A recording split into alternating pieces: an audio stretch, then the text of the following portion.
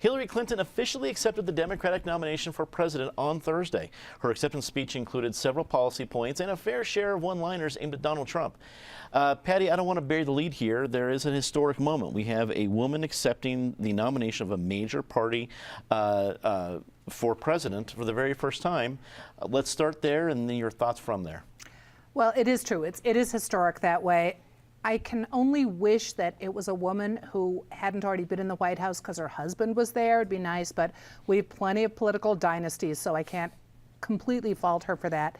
You know, today is the 101st day before the election. I feel like I lived through 101 years over the last 2 weeks watching the convention, including last night. The lineup of speeches was really very strong. I mean, the father of the dead warrior, oh my God, the Khan family, that was incredible. I would have just cut the convention off right there. He was so good after Barack Obama, after Michelle Obama, incredible speeches. Hillary had a lot to live up to after those speeches. She did very well, I think, for someone who is not a really comfortable public speaker, or she's a comfortable policy wonk. She even made a joke about that, but I could have used about half as much Hillary, but I thought her speech was in general pretty good. I think she did about as well as she could have in that speech. I could have lived also without the balloons at the end. Those went on and the beach balls went on for a long time, but overall it was a feel-good convention. She also did plagiarize my Midnight in America line I used last week, I noticed, in the morning in America, midnight in America, but she hit the high points. She was optimistic. She was light compared to how dark the Republicans had been, so she ended that on an up note. David, and we'll get to the whole host of things happening at the DNC for the second round, including our own Governor Hickenlooper, but when you saw Hillary Clinton speak, was it the appropriate response to Donald Trump, and do you think she at least unified the supporters there at the convention? Because that's a pretty big job to do. I think she unified them less than the impression you'd get if you just watched the network coverage. Because the part of this was a very well-managed convention, much more so than the Republican one. And one of the things they were good at managing was suppressing the continuing hostility of some of the Bernie supporters. You know, to find that, you might have had to go to C-SPAN, or sometimes to the people doing their own videos. For example, the Bernie delegates in the California delegation are still very anti-Hillary. A lot of them were carrying Jill Stein signs to vote for the Green Party. Somebody took one of these Hillary polls and rearranged the letters so it says liar. But, you know, when they did the anti-Hillary chants while she was speaking, they got drowned out by people at the convention doing pro-Hillary, and all you could hear on television was that. As Patty said, it's very hard to give a great speech that's really good for a large convention hall and also comes across well on TV. Barack and Michelle Obama have that skill. I don't think she does. Few people do, but she did better at that than ever before. So she's continuing to improve. What made me sad was, on the one hand, she did strike the right tone of being more inclusive and optimistic than Trump has been.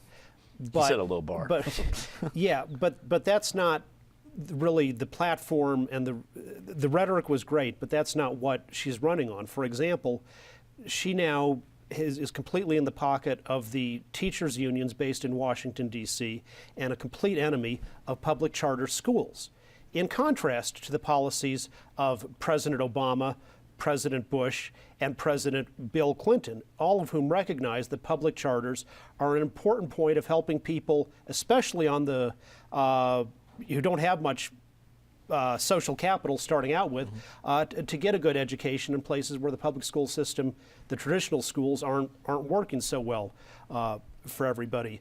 And likewise, the Obama speech made me really sad, because it was a beautiful speech. Every patriotic American had to agree with about at least 90% of what he said. And it was so right, Reagan-esque even in its own way. But what's he been as president? He's the guy who brought Al Sharpton into the White House to be his big advisor on race. The divisiveness of the way Obama has governed was really so sadly different from the beauty of his 2004 speech and of his 2016 speech. Eric, one of the points that David made, the Reagan-esque, and I'm going back to Hillary Clinton's speech, we heard it from a variety of pundits on the various cable channels that there were a lot of old school Republican phrases, terminology, terms that you heard throughout the DNC and especially in Hillary's speech. I mean, the whole, morning in America, midnight in America, that was referencing Ronald Reagan. There's, I think it was Stephen Colbert talking about how many times we mentioned Ronald Reagan at the DNC as a positive thing. So overall, when you're just looking at Hillary Clinton's speech and what she had to do with it, what did you think? I think she was good enough. To use Barack Obama's words from 8 years ago, she was likable enough. We're grading on a curve. She is graded on a different curve than Barack Obama is as a speechmaker, or than Ronald Reagan is, or even than her husband is as a speechmaker, or than Michelle Obama is, who was masterful on Monday night. But given that we're grading on a curve, she passed the test. I don't think she aced the test, but I don't know that she needed to ace the test. This is such a crazy, wacky year. She has one huge benefit in this election. I think it is her only huge benefit, and that's her opponent is Donald Trump, who a very significant chunk of the country has already ruled out. I mean, if her opponent was a more acceptable, credible, mainstream Republican, a Marco Rubio, a John Kasich, you can throw other names, we'd be having a very different conversation, and the dynamics of both conventions would be very different. So that's her whole card, is she gets to run against Donald Trump. The Democratic Party is a hugely different Democratic Party. I couldn't help but contrast this Democratic Party with the one that nominated her husband now, 24 years ago. He had been the hero of the Democratic Leadership Council, which was an effort to bring the Democratic Party into the center to make it business friendly. And anyone who would even remotely suggest those themes at this convention would have been hooted and booed off the stage. Mm-hmm. There is, lastly, a huge dichotomy to Hillary's campaign. On the one hand, she took the baton, literally almost, the baton of continuity from Barack Obama at that memorable moment on Wednesday night. So on the one hand, she's running on continuity. On the other hand, her husband's trying to sell her as, quote, the change maker. And you have a country where the most important question on any poll is, do you think we're headed in the right direction, or are we off on the wrong track? And this country right now is over 70%, Democrats, Republicans, across the board, that we're off on the wrong track. Now, the question is, does Donald Trump offer a better track?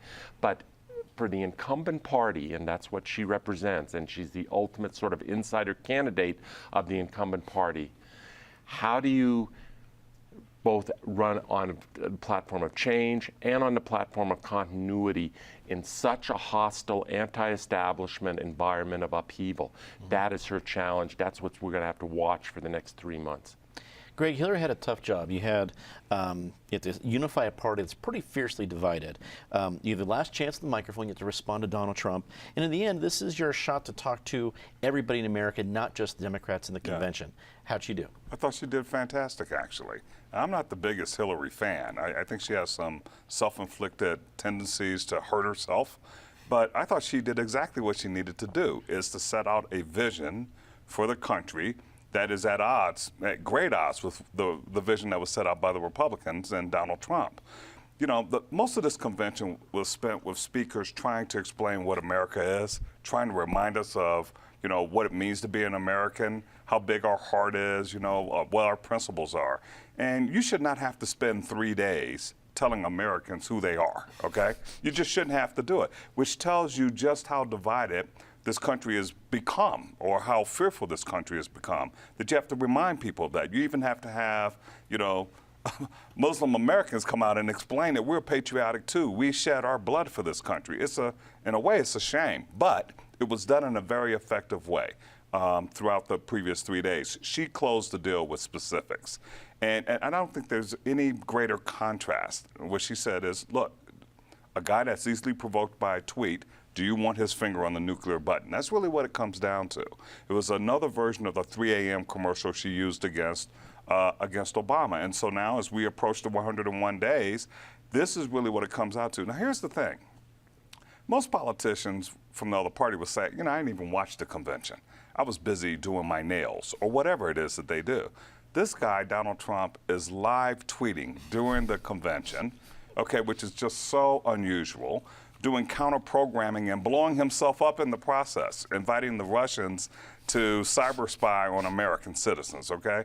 It's just, you know, I think the more she can show those contrasts, the more she can build on what she did on Thursday night, the easier the distinction is going to be for Americans who have to decide in November who to pick as president.